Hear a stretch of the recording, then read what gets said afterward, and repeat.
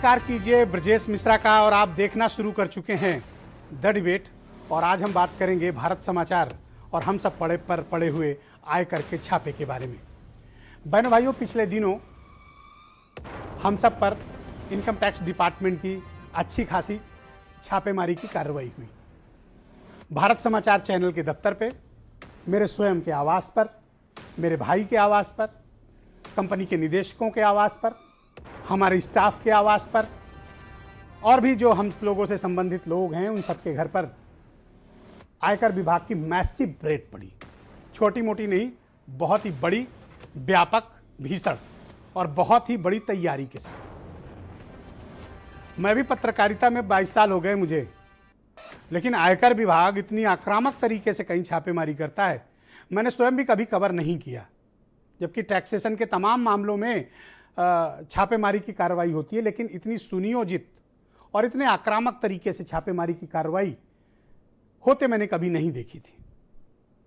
लेकिन भारत समाचार चैनल पर और हम सब पर जो छापेमारी की कार्रवाई हुई वो बड़ी अप्रत्याशित है।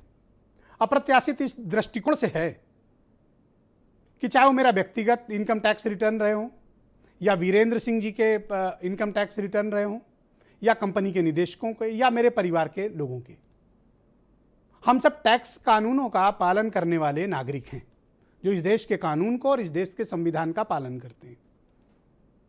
टैक्स चोरी जैसी बात, ये सब बहुत हल्की और सतही बातें हैं। हम लोग वो हैं जो समय पर अपने टैक्सेस भरते हैं, और अभी से नहीं, जब से सर्विस में आए हैं तब से, जब से मैंने नौकरी शुरू की तब से हम सब लोग टैक्स भरते हैं। और हर भारतीय नागरिक इसका पालन करता है और हम भी करते हैं। भारत समाचार जब से लॉन्च हुआ, भारत समाचार और उसकी कंपनियों ने समय पर, मैं फिर दोहरा रहा हूं, समय पर अपने सभी रिटर्न दाखिल किए, प्रॉफिट और लॉस शो किया, समय पर आरओसी में, और समय पर ही हमने इनकम टैक्स में अपने सभी डिटेल्स मौजूद कराई थी। भारत समाचार के चलने से लेकर आज तक कभी इनकम टैक्स डिपार्टमेंट का चैनल को एक भी नोटिस तक नहीं आया था। छापे की बात तो बहुत दूर की बात है। तो अगर चैनल की कंपनियां गलत कर रही थी या टैक्स के गलत कामों में लिप्त थी, तो आज तक कभी इस चैनल के कंपनियों को नोटिस क्यों नहीं आया? मुझे भी क्यों नहीं आया, वीरेंद्र सिंह जी को कभी नहीं आया, या हमसे जुड़े हमारे परिवारीजनों को नहीं आया। लेकिन जिस प्रकार की आक्रामकता के साथ ये कार्रवाई हुई, उससे यह प्रमाणित होता है कि यह टैक्स से जुड़ा मसला नहीं है, यह मसला कुछ और है, दर्द कहीं और है और मामला कहीं और है। इतनी आक्रामक कार्रवाई की आवश्यकता क्यों पड़ी? जिस कंपनी का इतिहास इतना उजला हो, जो आज भी घाटे में, जो आज भी, ये सब बातें बताने के लिए नहीं होती बहनों भाइयों कि मुझे किसी से सिंपैथी चाहिए, लेकिन मैंने अपनी खुद की प्रॉपर्टी गिरवी रख के हम लोग चैनल चलाते हैं, क्योंकि हमें सरकारी विज्ञापन नहीं मिलता है। मैंने स्वयं की अपनी प्रॉपर्टी मॉर्गेज कर रखी है, वीरेंद्र जी ने भी की है, हमारे परिवार के लोगों ने अपनी संपत्तियां गिरवी रख के मैंने उनसे पैसे लिए हैं चैनल चलाने के लिए। पर इससे मुझे कोई सहानुभूति नहीं चाहिए कि हमें सरकारी विज्ञापन नहीं मिलते हैं। सरकार का काम तय करना है कि किसे विज्ञापन देते हैं, किसे नहीं देते हैं। इसकी कोई पॉलिसी नहीं है। किसी को इतनी दौलत दे रहे हैं कि आपने पिछले दिनों देखा होगा कि बहुत पैसे देते हैं, ये सरकार का काम है। लेकिन चैनल पर यह आरोप लगाना या हम सब पर यह आरोप लगाकर इस प्रकार की कार्रवाई करना, यह बताता है कि यह राजनीति से प्रेरित कदम है। यह एक खिसियाई हुई कार्रवाई है, यह एक बदले की कार्रवाई है। क्यों है? क्या इसका कारण निर्दोष लोगों के इनकाउंटर की आवाज उठाना जो भारत समाचार करता है? क्या उन गरीब मजलूम लोगों की आवाज, जिनकी आवाज सत्ता के उच्च शिखर तक नहीं पहुंचती, उनकी आवाज उठाने का खामियाजा भारत समाचार भुगत रहा है, हम सब भुगत रहे हैं? गरीब आदमी, निम्न मध्यम वर्ग, सैलरीड क्लास, नौकरी पेशा वाला तबका, व्यापारी वर्ग, मजदूर, गांव के लोग, वो लोग जिनकी आवाजें दूर तक जाती नहीं हैं, भारत समाचार दरअसल उनकी आवाज है। भारत समाचार उनकी भी आवाज है जो अत्याचार, दमन और अपराध के शिकार हुए। क्या हम भूल सकते हैं कि हाथरस की हमारी बेटी के साथ क्या हुआ? क्या हम भूल सकते हैं कि कोरोना के दौरान किस तरह से लाशें बिछी, बिना ऑक्सीजन के लोग तड़प तड़प कर मरे? क्या कोई भूल सकता है? इंजेक्शन और बेड तक की उपलब्धता नहीं थी, क्या कोई भूल सकता है? गोरखपुर से लेकर गाजियाबाद और बांदा से लेकर बरेली तक क्या हाहाकार मचा हुआ था, क्या वो कोई भूल सकता है? और आप सब जो भारत समाचार देखते हैं उन्हें बेहतर से पता है कि हमने एक तो नहीं, अपनी 55 टीमें 2500 गांवों में उत्तर प्रदेश में भेजी थी और हमने गांव गांव की तस्वीरें आप तक उपलब्ध कराई थी और यह बताया था कि गंगा के दोनों छोर पर ये जो लाशें पटी हुई हैं, असंख्य मौतें हुई हैं, इसकी जिम्मेदारी किसकी है? क्या बहनों भाइयों इसकी जिम्मेदारी तय नहीं होनी चाहिए? क्या यह सवाल नहीं पूछा जाना चाहिए था?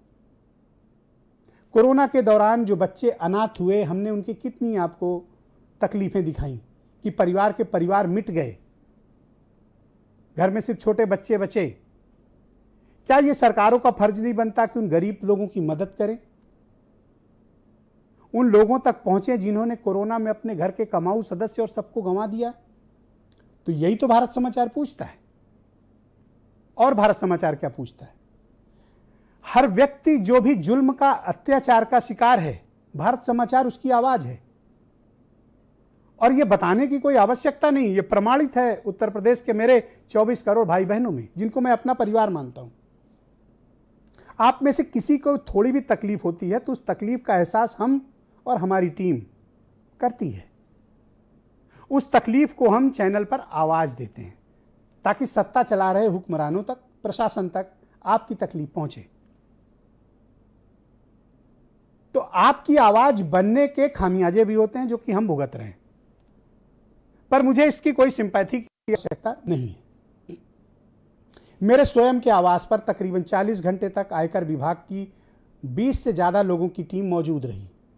हम पर छापे पड़ते रहे, हमसे जानकारियां ली जाती रहीं कि आपके पास और कहां से पैसे आ रहे हैं, जबकि वो स्वयं बैलेंस शीट और अकाउंट स्टेटमेंट लेकर बैठे थे, कुछ था ही नहीं। एक परसेप्शन के आधार पर एक उत्पीड़न की यह कार्रवाई करना, यह कहां तक उचित है? मेरा भी परिवार है, घर में मेरी 2 छोटी बेटियां हैं, क्या उन्हें कष्ट नहीं हुआ होगा? लेकिन उन्हें पता है कि वो किसकी संतानें हैं और उन्हें जीवन में इन सब चीजों के लिए तैयार रहना है।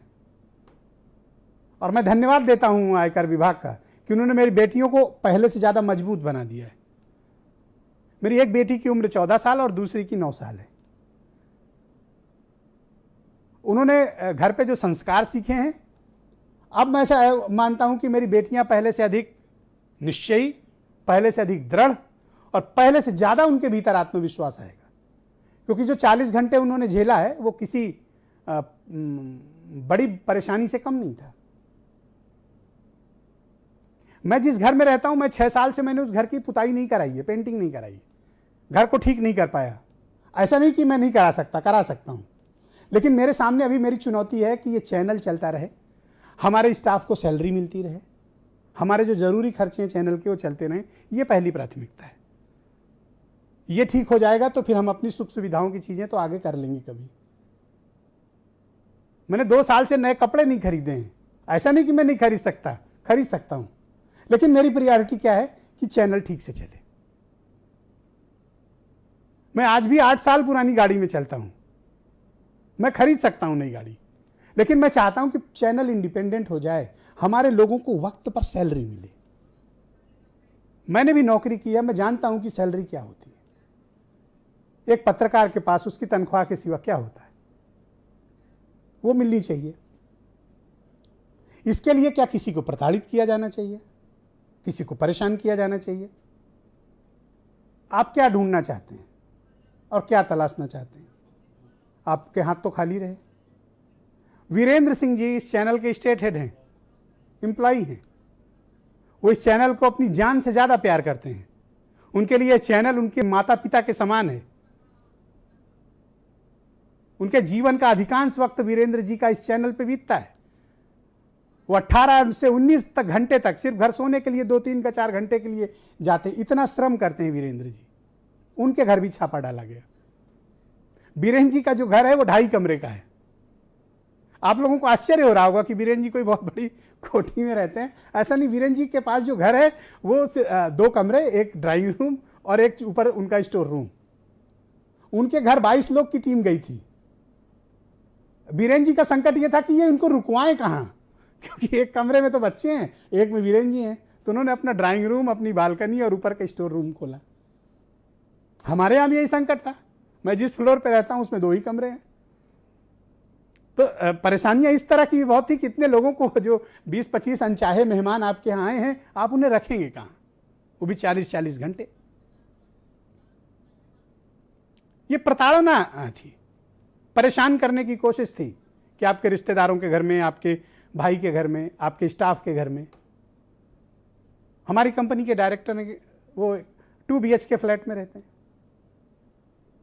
उनके घर पर जिस प्रकार से अपराधियों जैसा उनके साथ सुलूक किया गया। हमारे दफ्तर पर जो टीम आई, उस टीम के जो टीम लीडर एक deputy director income tax investigation थे, उन्होंने हमारे स्टाफ के साथ अभद्रता भी की। हम लोग उनके खिलाफ शिकायत भी करेंगे। कहने का तात्पर्य सिर्फ यह है कि सच की आवाज क्या दबाई जा सकती है। हमने आपके लिए ऑक्सीजन मांगा था, हम पर छापा डाला गया।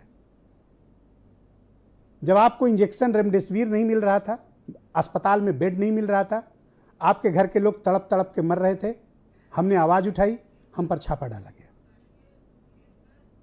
जब आपका पेशेंट भर्ती नहीं हो पा रहा था, CMO का अथॉरिटी लेटर चाहिए होता था, हमने आवाज उठाई, हम पर छापा डाला गया।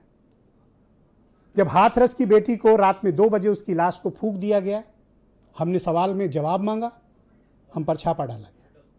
खुशी दुबे के साथ नाइंसाफी हो रही है, हमने जवाब मांगा, हम पर छापा डाला गया। यह चैनल बेरोजगार युवकों की आवाज बना कि उनको नौकरी क्यों नहीं मिल पा रही, जबकि वो उनकी एलिजिबिलिटी है, उन पर छापा डाला गया।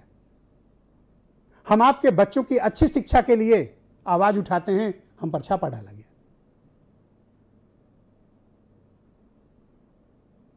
हम इस देश के कानून का पालन करने वाले नागरिक हैं।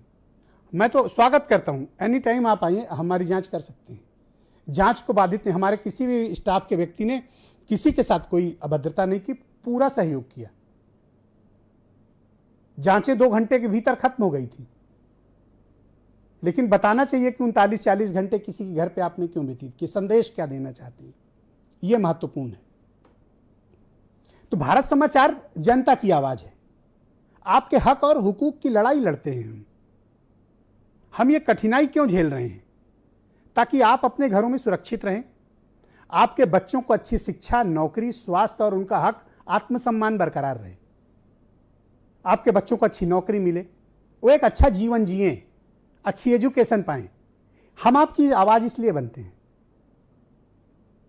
हम भी चाहें तो जो बाकी कर रहे हैं हम भी कर सकते हैं, पर मुझे चिंता आपकी है, मेरे लिए चिंता आप हैं, ताकि आप सुरक्षित रहें, आपको अच्छा जीवन शैली मिले, आपके बच्चे पढ़ें, उनका स्वास्थ्य अच्छा हो रहे, आप एक सम्मान की जिंदगी जिएं और आपके बच्चों को नौकरी मिले और आप अच्छे से रह सकें एक प्रदेश में जहां बेहतर इंफ्रास्ट्रक्चर हो। हमारी सारी फिक्र आपके लिए है, हमारी फिक्र हमारे लिए नहीं है।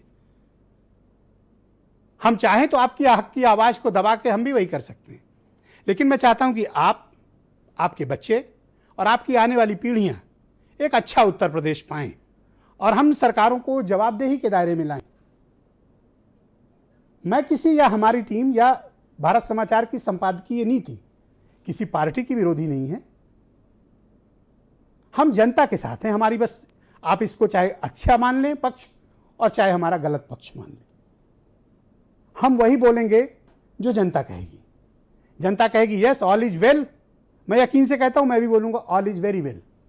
अगर जनता खुश नहीं है, हमारे लोग हमारी आंख के सामने मर रहे हैं, तो सवाल हम पूछेंगे।